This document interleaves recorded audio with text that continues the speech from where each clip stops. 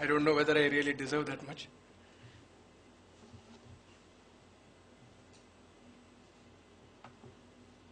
Time I was in this hall, I think it would have been about something 8 years back maybe. I was sitting there and Ashok sir was talking to us about how to sell machines.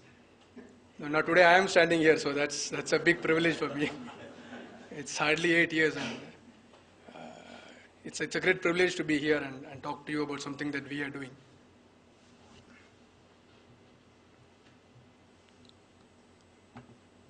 Just to give you a brief idea, Purandara has been in the printing industry for close to 25 years.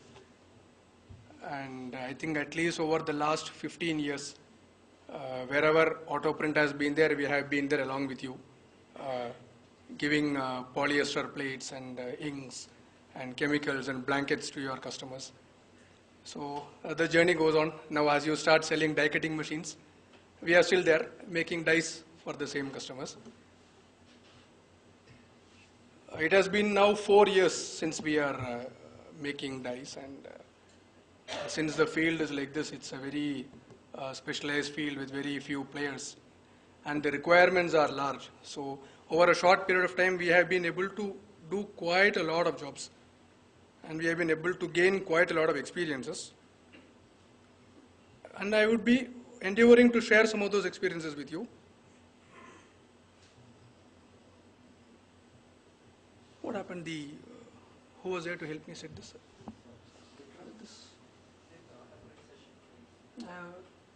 You happen to see that folder somewhere? Autoprint session? It's on the right? It's over here? That's it? Right.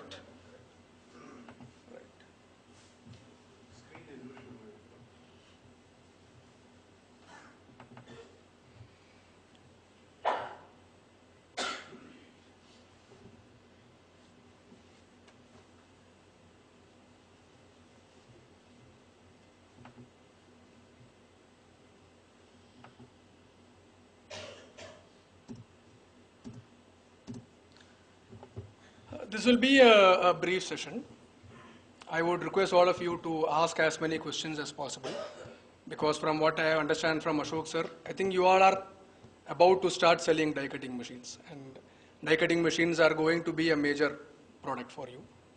And as you sell a die cutting machine, and then as you make a die cutting machine, as you install it, as you visit customers who are using your machines, you are going to encounter a lot of questions, lot of doubts regarding dies. So it makes sense for you to know the basics when you start.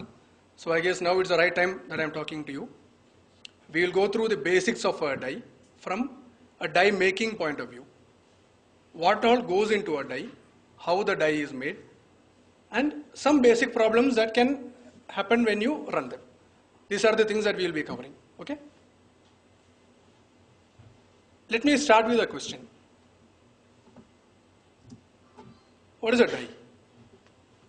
Who can tell me what is a die? I don't mean the verb die, I mean the noun, Ashok sir. The verb is a very disturbing, I mean the noun. So I would like to hear from somebody among you who can tell me what it is. I'm sure all of you have seen it. You all seen it? Please feel free, sir. Let us interact to the extent possible. It's a very brief session, so don't worry. So, who can tell me? It is a shape. What we want to do? Reproduce. It is a master. That's a much more close approximation of what it is. A die is a mold. Okay, it's a tool. It's a tool that helps you to create what you want to create, right? Not necessarily in our field. Any product that you want to make, it needs a mold. Am I correct? Your watch, your spectacle frame, your car body, the carpet on your floor, your envelope, everything needs a die before it can actually be made, right? Now, in our industry, in order to cut paper, we have got What do we have to cut paper? We have a cutting machine, right? Autoprint makes cutting machines, guillotines. I think all the guillotines are made in Amritsar, I believe, right? Most of them are from Faridabad. Nowadays, Protec is there, Heidelberg is there. So when paper can be cut with a cutting machine, then why to have a die?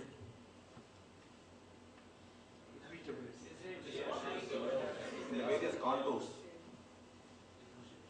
I would put it this way: any sort of irregular cut, right? A paper cutting machine can only cut straight.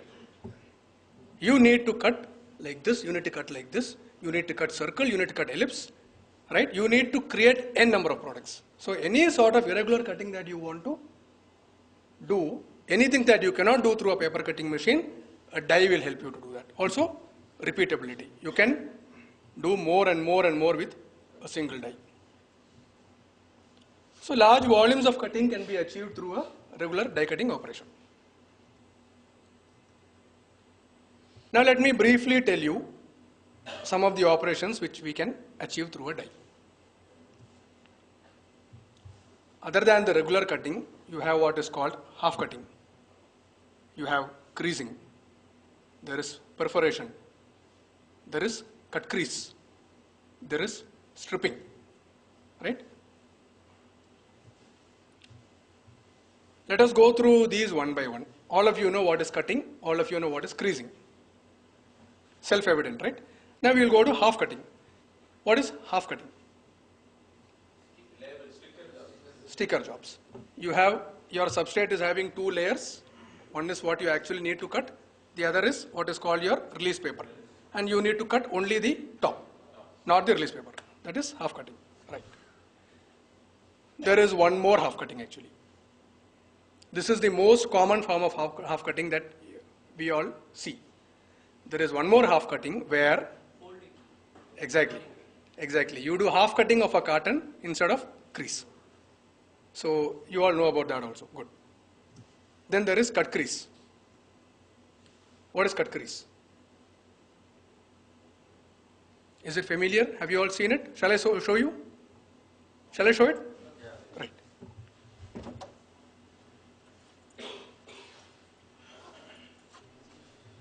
I have here a carton sample where this, all of you know, it is cut. This is crease, and this is usually crease, but here it is a cut crease. If you look carefully, you will understand. So please check in and please. It will look something like this.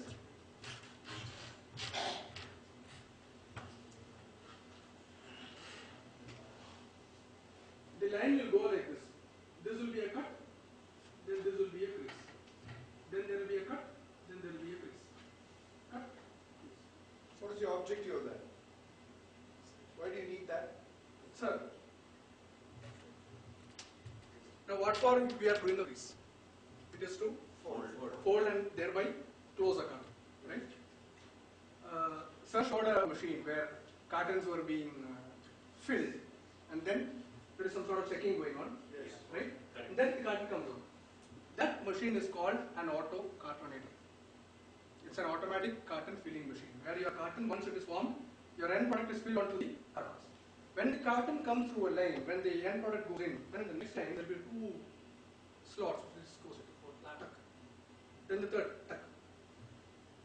When you do an ordinary crease, the panel that is folded has a tendency to rebound because of the elasticity of the bone. When you do cut crease, when you do one part cut, you are literally breaking the spine of that bone. So the guy drops. Yes, it drops. Then there is a crease, so it doesn't break. Then there is again a cut, drop. Then there is a crease. So when you want to do a real fold where there is no rebound, that is where you need a cut crease. Now this is precisely where you need half cut as well. It all depends on the specification of the machine manufacturer. If the machine manufacturer says, no, our machine, this is the pressure that comes, so this is the kind of cut that is needed, so you put half cut. You need to put a half cut. Otherwise, a cut crease will do. There are other areas as well. We will come into that.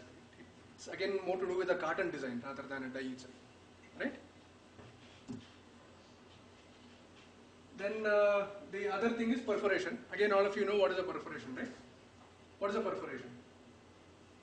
You have a cut for tearing purpose. You have got a cut, then there is a gap, then there is a cut, then there is a gap. All your lottery tickets, all your everything. I mean, everything has got a perforation, right? So it's a typical common thing for all of you. Now, tearing off is not the only purpose of perforation. Now, when you start selling die cutters, I believe your major customer segment will be packaging, correct, sir? It's going to be 80% of your customers are going to be packaging. In packaging, perforation has got a very important role to play. When you make a carton, on your carton there is a closing flap, right? There is a locking area underneath. There is what is called a glue flap, which is pasted on the other side. On the glue, when the carton is open, it goes through a folder gluer. Glue is applied on the flap, then it is folded and then it sticks. When the glue is applied, if you have perforation in that area, you have small holes, the glue will sit inside those holes. So you have more glue, then when it presses, the glue comes out, it spreads everywhere. Okay, so it is something like this. The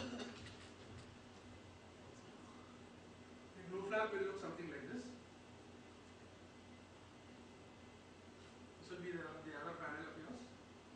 This will be the other panel. Here the carton will close. Here you will have perforation like this. Has this been noticed by any of you? Yes. Here the glue, when it is applied, it will go inside. When this part presses, it will spread uniformly everywhere. Okay. This is another very crucial part of application of perforation. In this again you have so many types actually. You have what is called a zigzag type, you have what is called a wavy type. These are all again customers will specify these things. A zigzag will do something like this. The perforation will be done like this. Okay. A wavy type will be like this.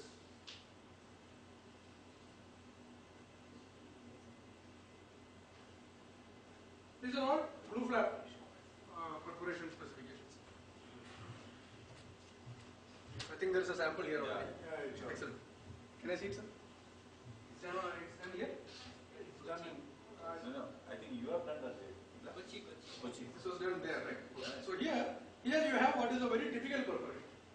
The one which I drew earlier. Okay. It's a very typical perforation. It is most commonly used as well. Right?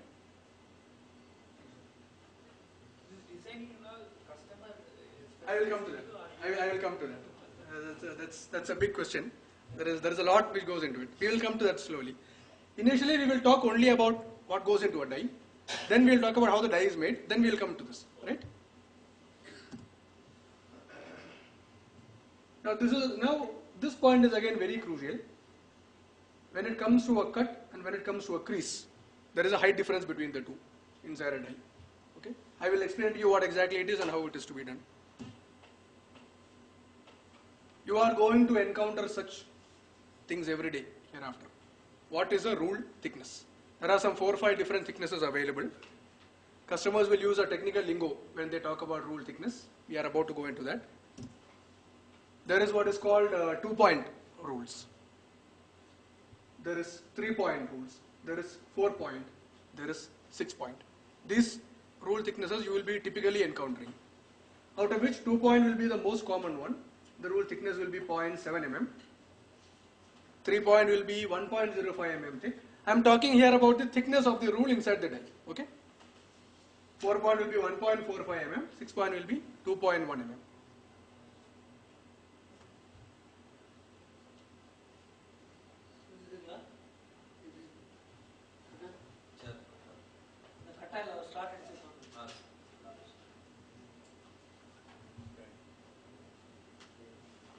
The higher the thickness is, what is it? Why would they require that? It depends on the material, sir. Material. Yeah, you have a really thick material, like let us say thicker than 1 mm. Okay. Like let's say you have got this kappa board kind of thing, which really needs a penetration inside. So you will need more pressure to be applied. So the rule body will have to be stronger to withstand that pressure. But Typically you will be on 2 points. I would say almost 80 to 90% of your jobs will be 2 point. The point, this point and what is on the computer, the point that we say are one and the same, right? They are, yes. They are. They are the same. They are the same. Font point. Yes. Both When you say, I think when you say 1.45 point. are different. அதில் போய் point select பண்ணாலும் இந்த point tally ஆகாது. You don't? Okay. This is 0.35. That is actually 72 points equal to 1 inch. 72 point is equal to 1 inch. But they need to be the same, right? Huh? 2 point has to be 0.7. I think it has to be 0.7. 72. I think it's worth checking it Yeah, out. on the relation, I think, I don't know, I'm making a logic, I mean, a guess. Somewhere You know, one thing I relation- don't know. One thing I don't know, when you are running AutoCAD, If it's 72 points, that is actually 0.35. then 2 point has to be 0.7. correct. It's basically a measurement we are talking about.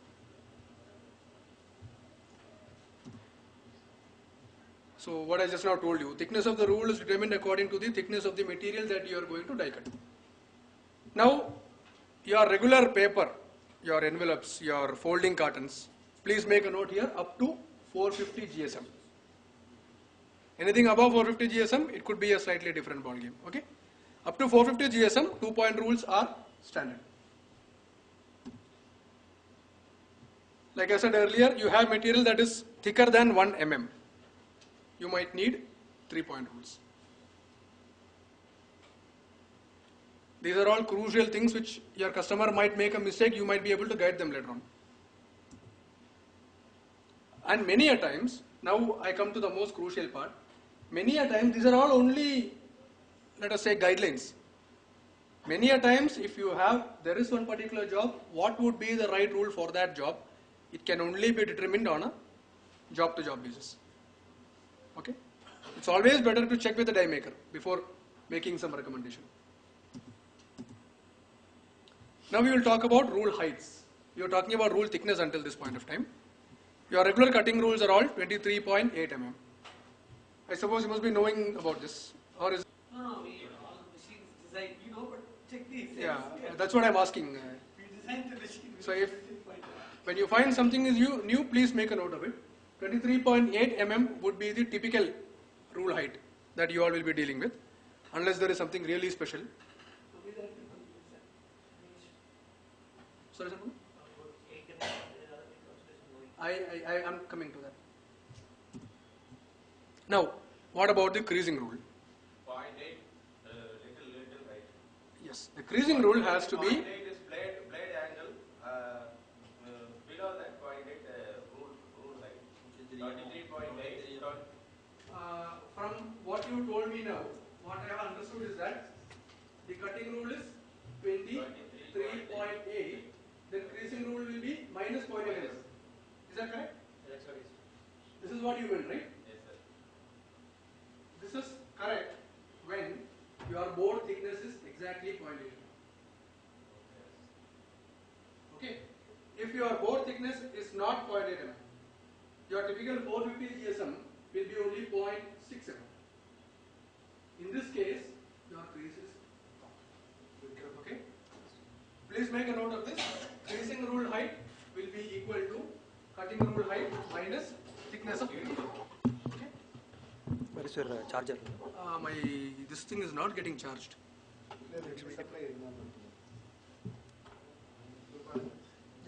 So the height of the creasing rule has to be height of the cutting rule minus thickness of the material. As a typical example, your 400 GSM board is 0.6 mm. So for that, your ideal creasing rule should be 23.2 mm. Okay. 350 GSM, it is 0.5 mm, which means your creasing has to be 23.3 mm, right?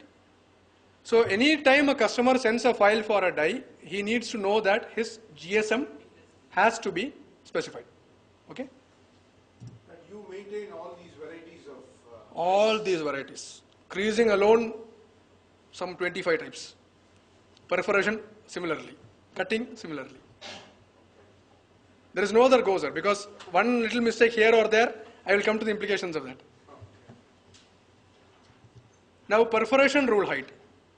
This is again determined according to the application. You were talking about the tearaway.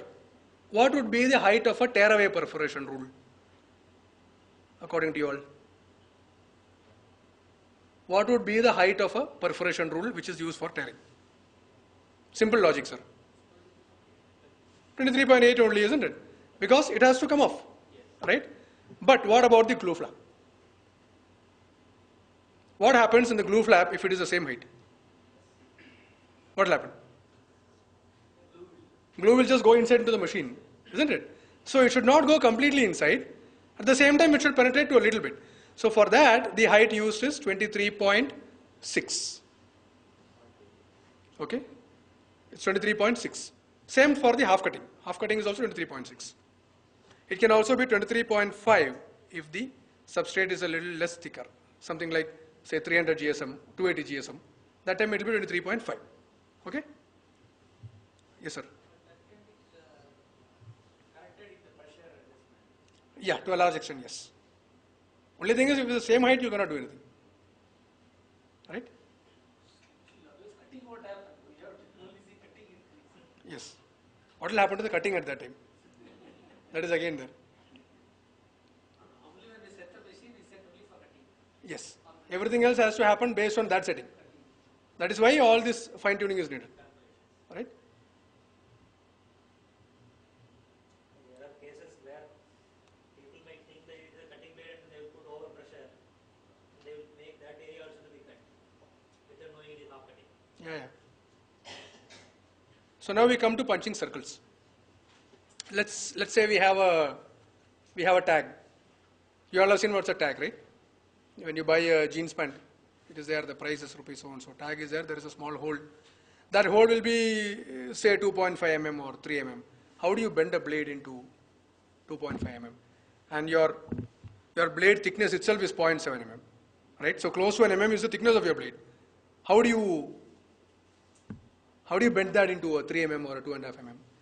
For that, we have punches. So these are available in different diameters, starting from 2.5 mm, I think all the way up to 14 mm, right, Sanmugam? All the way up to 14 mm, you have got punches. Again, lot of applications are possible, and there's a few different types of punches are there, which I will show you now. The most basic type of punch is what is called a hollow punch. Just hollow punch, right? It will look like this. This can be used for most of your applications, mainly for short run jobs. Now, why I specifically say short run jobs? When you start having longer run jobs, waste tends to get accumulated inside these punches, and then it will not punch properly. Then the operators will start increasing the pressure. And then what happens to the machine bed? So it's not quite ideal for this. This is just a very basic thing. For little better applications, you have what is called a side ejector. It will look like this. If you see the profile of the side ejector, on the side you see a hole. When the die hits the sheet, the waste goes inside. As the die rebounds, the waste will come out through the side. Okay? This is generally better for a little longer run jobs. It's a much better thing. And then you have what is called a spring loaded punch. It will look like this. What happens is after the punching is over, when the sheet rebounds, or when the die rebounds, the spring will come out and it will push the waste out. Okay? It will look like this. If you have seen dies, you will be able to see these type of punches. What you see in the center, this will move inside when the die hits the sheet.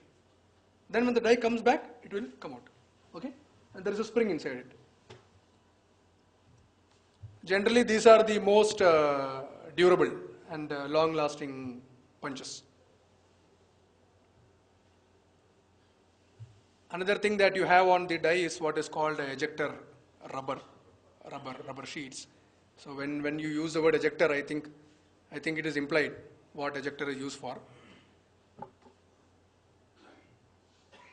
It helps in releasing a sheet after die cutting is over. So if the rubber is not there, the sheet will tend to stick onto the die.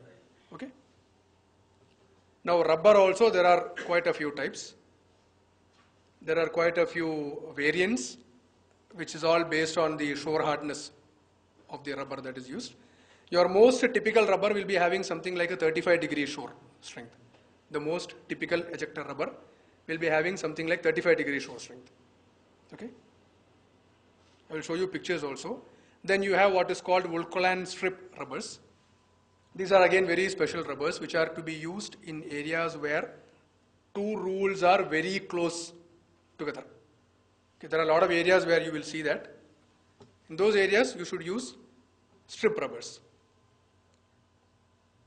Because in smaller areas waste tends to get accumulated while the run advances. And as the waste tends to get accumulated, they tend to put pressure on the rules and they kind of pull the rules apart. You know, they affect the whole life and precision of the die. So that when you have these are of a stronger shore hardness, they will release the waste immediately. Also you have what is called profile rubbers, which are of very high shore strength, something like 70-degree shore. These rubbers are used in areas where you have common rule in your die. Common rule is a bit confusing, I guess. Shall I explain what's a common rule? Yeah. I'll show you a picture after some time where you will see that. It's very simple. You have one carton like this in your die. Let us say this is one carton with a glue flap here. Here itself, the next carton starts. Okay? This is a common rule, which means this rule is not simply cutting, it is also, no, it is separate, exactly, it is also separating two blanks. Here, when this happens, you have a tendency of paper fibers coming out. When the carton comes out, you will see slowly paper fibers coming out, which will destroy the complete finish of your carton. These are called angel hairs. This is a very common problem that your customers will face. Immediately they will say, what sir, machine complaint, die complaint, punching not proper. This you are going to face regularly. Okay? This has got a lot of reasons. Among them, one of the reasons is the use of improper rubber.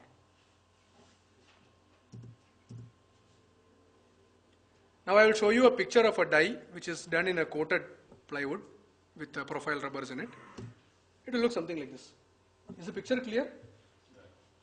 For me, when I look at the side, it looks a bit. So what you see here, where is that marker? So this is that pointer, right? Is it working? I'll just show it. These are the Vulcalan rubbers. Okay?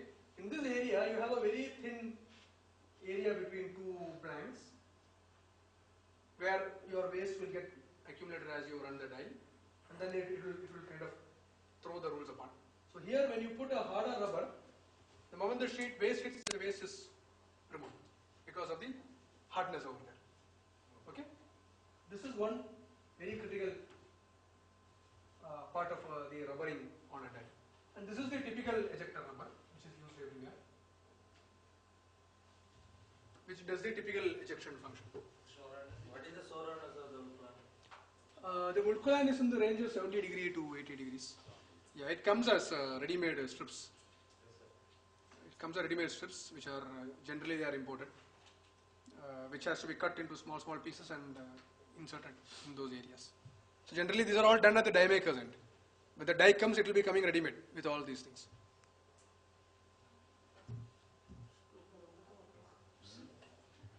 Now you can do it also. It's only a matter of, yeah, you can do it on your own as well.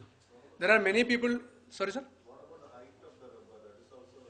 The height is about 7 mm in most of the cases. 7 mm.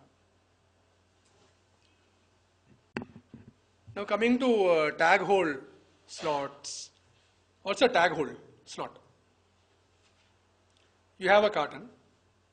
The carton has got inside that, let's say, a shaving razor blade. It's blister packed, and it has to be on a hanging slot, right? So for that purpose, it will have something which looks like this,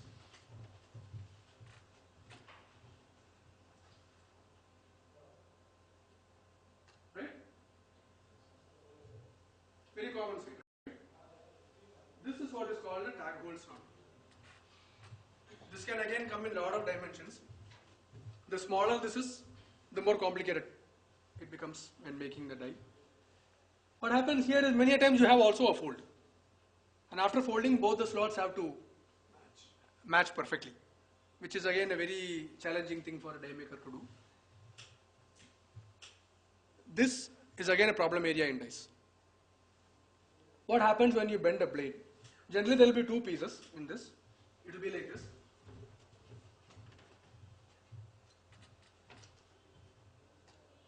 Probably this will be one piece, this will be another piece. That is one way of doing that. The other way is, until here it will be one piece. This will be another piece. So you will have, either way you will have two joints here.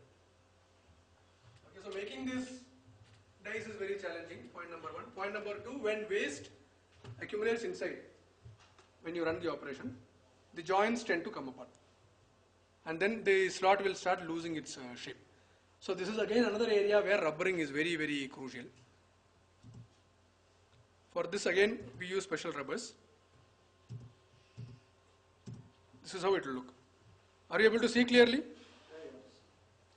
Here, you have a hanging, you have a slot here. Is it clear?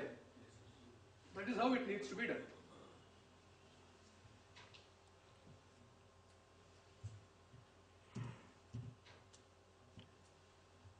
We'll talk a little bit about our automatic machine dice.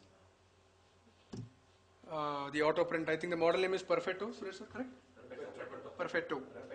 Repetto, sorry, Repetto. Repetto, yes. You are going to see the wrong name again after some time. I'll have it changed. So Autoprint, Bobst, Heidelberg Varimatrix. Many of these machines, so the dies, they have some common elements, which I will just briefly guide you through it. One is they will have a standard wood layout, correct? What is the Repetto, what is the wood layout?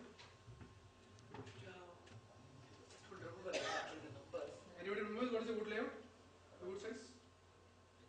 684 by 504.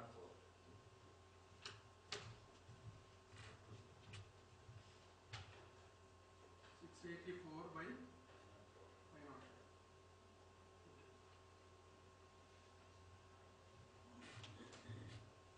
I think you will be having all the time, it will be only this wood size, right?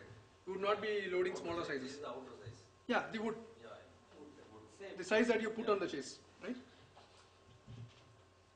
If you come to Bob's Speria 104, the size will be 725 by 1040. Okay? Yes. This just happens to be one of the more common machines that we make dice for. That's why I mentioned the name. And on the Bob's Speria, the gripper margin is 13 mm. Now what is a gripper margin? In your machine it is 12 mm. You all will be knowing what is a gripper margin, I suppose. It's the gap for the machine gripper to hold it. It is a distance from the die edge to the first rule, as far as the die is concerned. From the edge of the die to the first rule. That is the gripper margin. So picture here.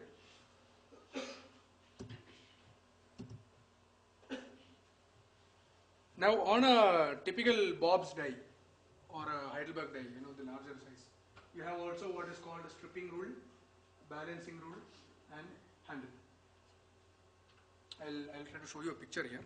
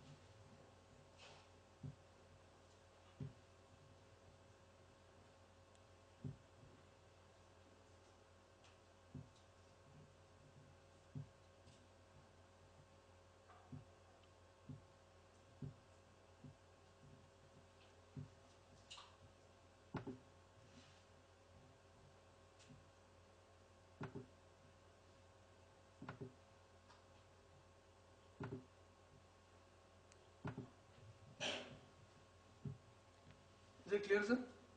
I think it's not clear. Oh my God. No, I'll do one thing. I'll open this in AutoCAD.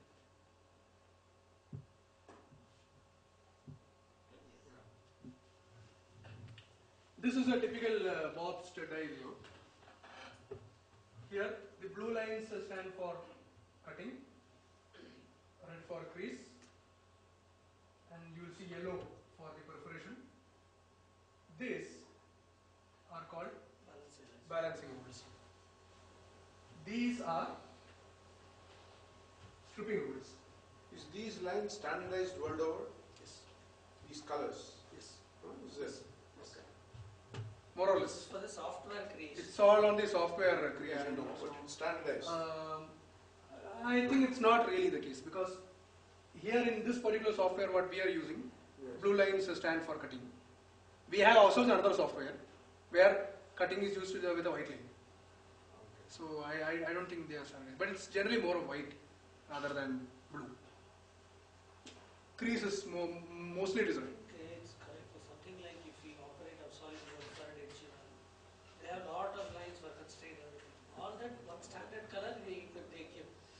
Afterwards, the people they want they can change the colors for which Exactly. For identification or for seeing it easier. they decide on. Yes. You can give the layers on the software. And what you see on the top is a handle. You see here. This is meant for gripping, or holding it.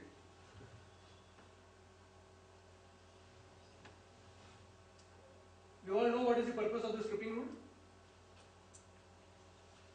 The stripping rule is given so that after die cutting is over, you can easily remove the waste, either by hand or by using what is called a stripping wheel.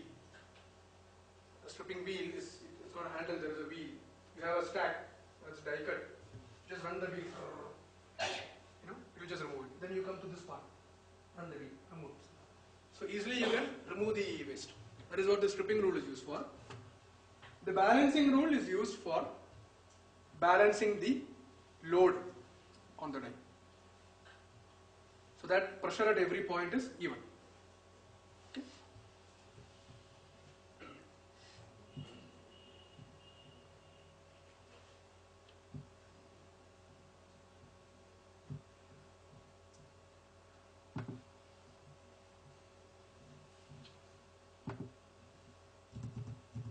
Balancing die position, is it different for different thickness or is it No. same?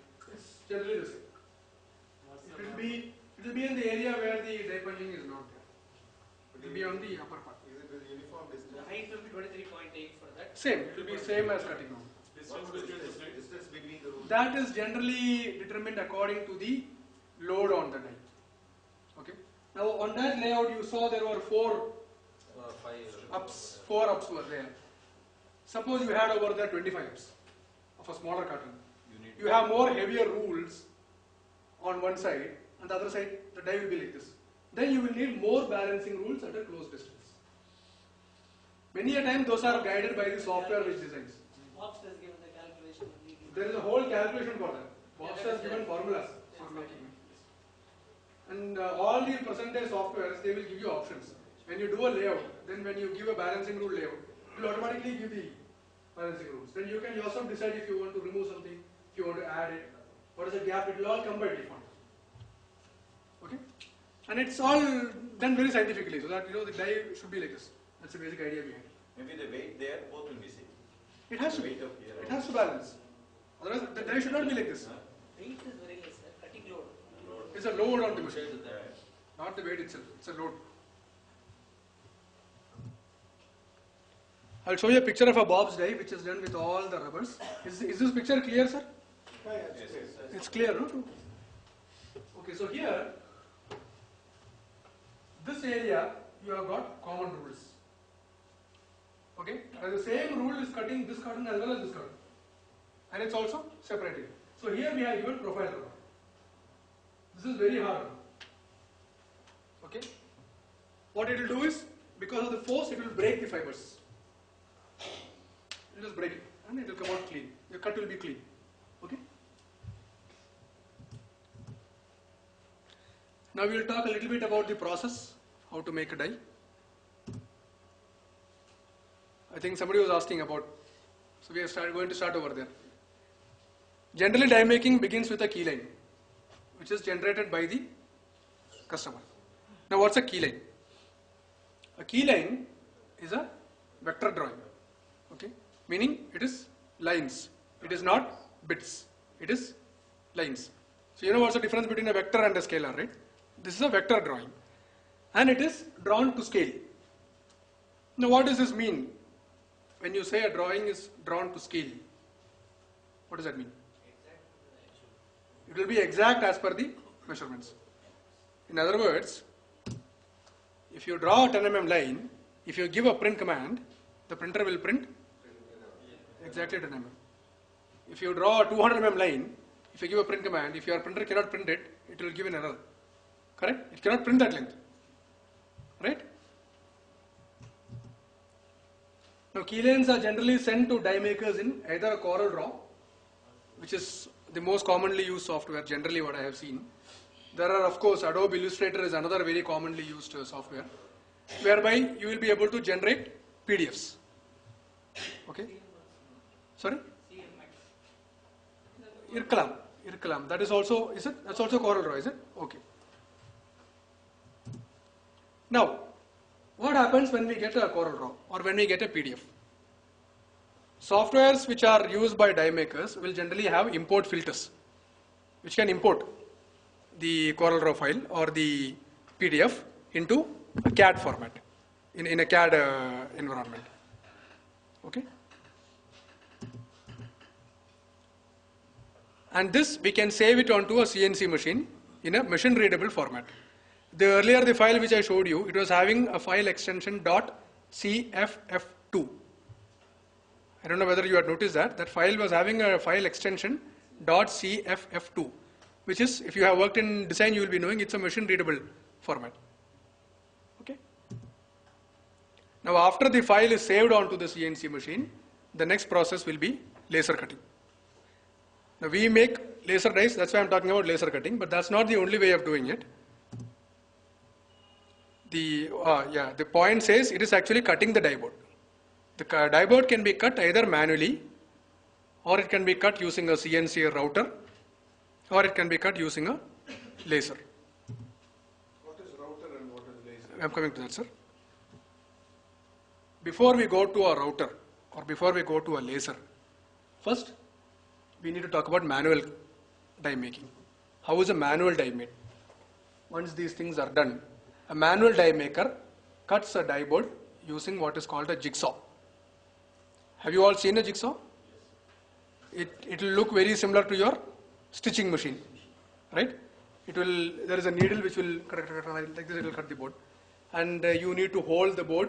You have pasted a sheet with your drawing, pencil drawing on that, and through the pencil drawing you are moving the board while the board is being cut. It will look like this. Very simple. So there the die maker is cutting a board using a jigsaw. Before we go to, and now what is a CNC router? A CNC router does the same mechanical cutting using a cutting tool. The only difference is that the bed movement is mechanized. Okay? You are not moving the bed with your hand. Instead, the machine has got a CAD drawing. Based on the CAD drawing, the machine bed moves. So the die board is fixed on the machine, and there is a head which moves in the Y direction, and there is a bed which moves in the X direction. So the cutting is manual, but the motion is automized. So generally you have got better precision. There is better accuracy because the machine is doing it. Okay, that is what is called a CNC router. Now, coming to a laser. Why to have a laser for doing the same thing? A laser beam, when it cuts into a wood, it gives a much more precise and accurate and uniform cut. The laser cut is generally found to be the most accurate cut that is possible. Okay? Because of that, laser cutting is the preferred method for making dies today. So your cut thickness will be uniform. There will be a precise bed movement which will be guided by servo motors, so that you generally get an accuracy which you cannot achieve manually. Okay? It will look something like this. I am only just showing a nozzle cutting a die board.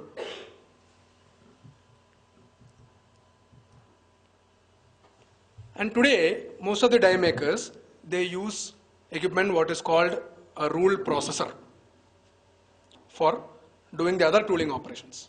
Now, what are the other tooling operations involved? There is bending of the rule, there is lipping, there is notching, there is broaching. All these things are there. All these functions can be taken over to a large extent by a rule processor machine, which will look like this. Have you all seen this? When you go to printing exhibitions, do take a look. Once in a while in some small stall you will find this. Okay? But these are all very expensive equipment, which are all, unfortunately, everything has to be imported. I think Autoprint should work on developing those also. Many Taiwanese companies. Not Taiwanese, are many Chinese companies actually. Many Chinese companies are there. There is one Korean company. There is one Italian company, which is called Serviform, who they generally make the most advanced rule processors that are available. Now, I would like to tell you what are these things. I think bending, everybody knows what is bending. No big deal about it, right? Just bend the rule. Now, what is lipping? Let us say you have got two rules which have to be joined like this. One rule is like this, one rule is like this, 90 degrees. Now, what happens in this case? Sorry? That area will not be cut. Why that will not be cut? Because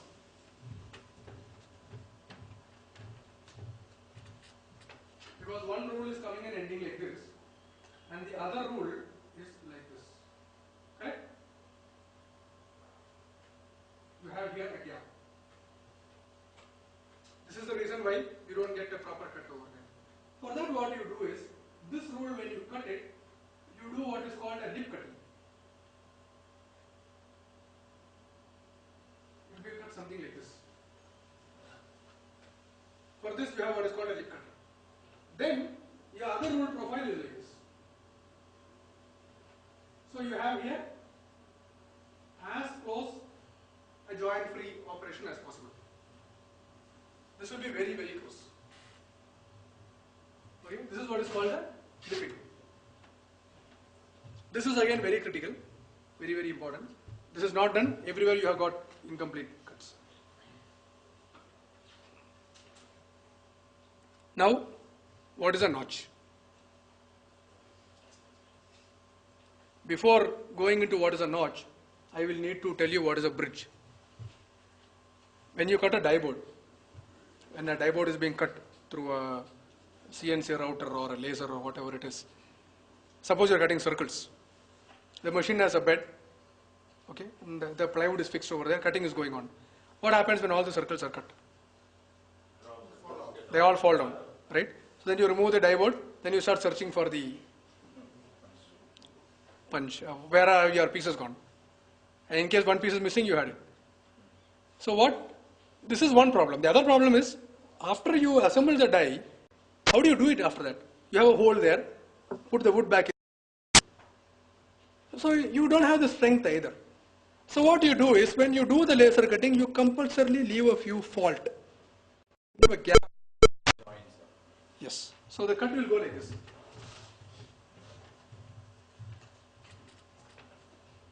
When you cut a circle, it will be something like this. And here you will have a 5 mm gap.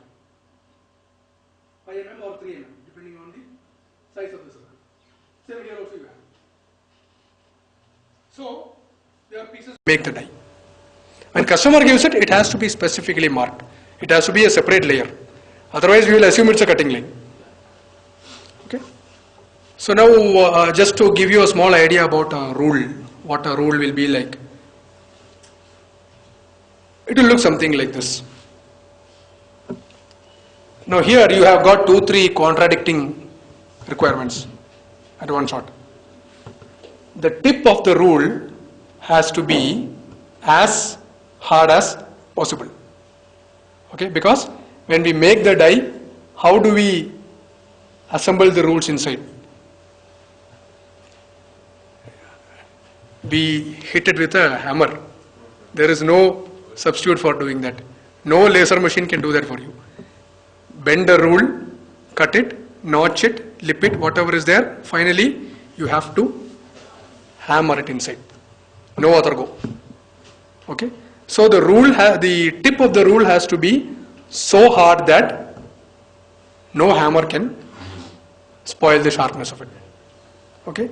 At the same time, what about the body? The body has to be soft and ductile so that you can bend in whatever way you want.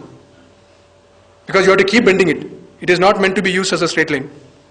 Okay. So what the rule manufacturers do is they use a ductile, malleable material which can be easily bent, soft material which can be bent on a machine. Then the tip they do what is called ground finishing. The rules are specially ground hardened. And the more you go for tip hardening, generally the more expensive is the rule. Again and again you go for specialized rules, the tip hardening will be of a different material. There are even platinum hardened tips are there, where the rule cost will be multiple times that of a normal rule. Okay, it all depends on how many copies you want to run or what sort of cut you want to achieve. Normally, what is the material used for that? It's stainless steel to the extent that I know, yeah. What is the hardness? A lot of hardnesses are there. It's something like 34 HRC, I believe. I will have to cross check that with my technical team. Generally, there are some 4 or 5 grades are there, which are all having different hardness. And depending on the substrate, we go for harder rules or softer rules. So typical folding cartons, one particular hardness will be sufficient. But let's say you want to do a gasket. For doing a gasket, you need very special, because the material is some kind of rubber which is very thick and it has to go inside. So everything about the rule will change. The hardness will change, also the bevel will change. Coming to what is a bevel. The bevel means the profile of the rule.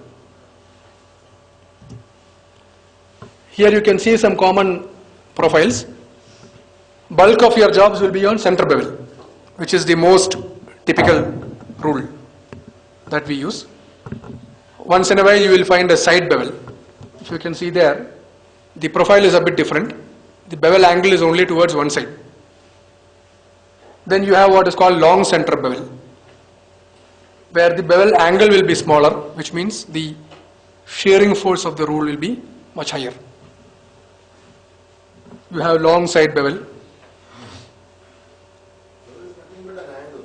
It is an angle. It is an angular profile.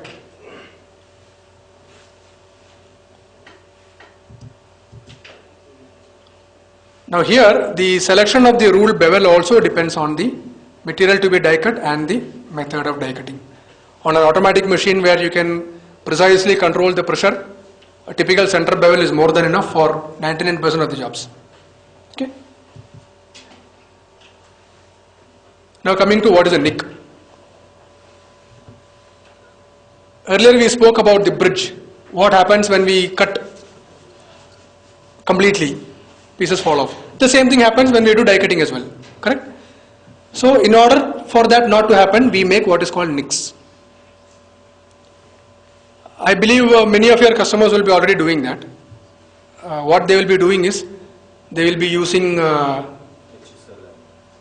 chisel, uli, ashari uli. That's what it's called in Malayalam. I don't know what it's called in Tamil, but they just uli dane. That's it. They use. So you get a big, real big. You make sure your piece will not fall off, right?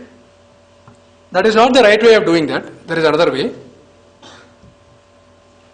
We can actually precisely control the thickness of the nick. You can give 0.3 mm, you can give 0.5 mm, you can give up to 1 mm, which you will get almost precisely. Now how you get that is by using what is called a nick grinder, which will look something like this. Probably you might be having this in your tool room. Irka Ashok sir? You have a nick grinder? No. It might make sense for you to have one. When you run your own dies, you can use this to create your nicks. Or otherwise you can specify the nicks when you place order to a die maker. I want nick here, here, here. You cannot control that. And not precisely, but to a large extent you can. It's better than uli anyway. But when you do a 0.3 mm nick, chances are you get 0.4 mm because of the outer tolerance of the metal. But you get that at least.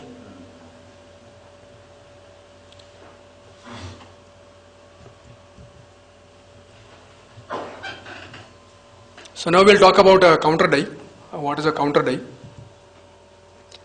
A counter die is a female die which you create on a machine bed, which all your customers will be doing. You will also be doing in your press. You will be creating a female to your male. This counter, it helps in formation of a precise crease. This is very, very important. At least when you make a carton, this is very, very important. As important as the cutting itself. The process will look something like this. You have the creasing rule. There is a board in between, and what you see underneath is the female. Okay? It helps in formation of the semicircle in your crease. If you see the carton there, you will be able to see a semicircle inside. Now how is this made? The modern methods of making a counter die is mostly it is creasing matrix. A slightly more refined form is Pertinax, and the most highly advanced refined form is called a milled counterplate, which is used very less in our country. We will be talking more about the creasing matrix because that is what our customers are going to ask. That is what our customers are going to use. Creasing matrix is a plastic material which will help you to create a precise crease on your carton. It works in combination with your creasing rule. This is what it will look like. You all might have seen this, I believe. Have you? Creasing matrix ellarum paathirukinga. So what you see on the top is it is called the locator. It is intended to help you to register the crease along with the rule on the die. What you see beneath is the channel, and what you see underneath is the release paper, which is removed after the application is over. Now I will show you how the creasing matrix is fixed onto a rule. This has been seen by all of you. You just fix it on the creasing rule. Then you remove the release paper.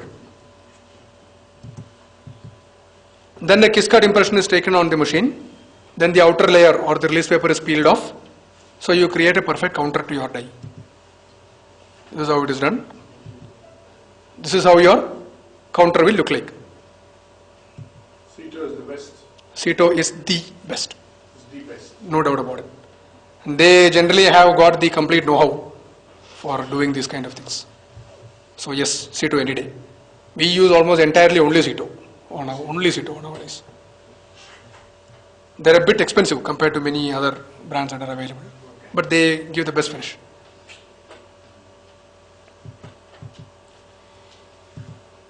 Now selection of creasing matrix is again very, very crucial. This has to be, it's like we said about the creasing rule earlier, this has to be depending on the material thickness. Now even if small things can also affect the right selection of crease and the right selection of creasing matrix.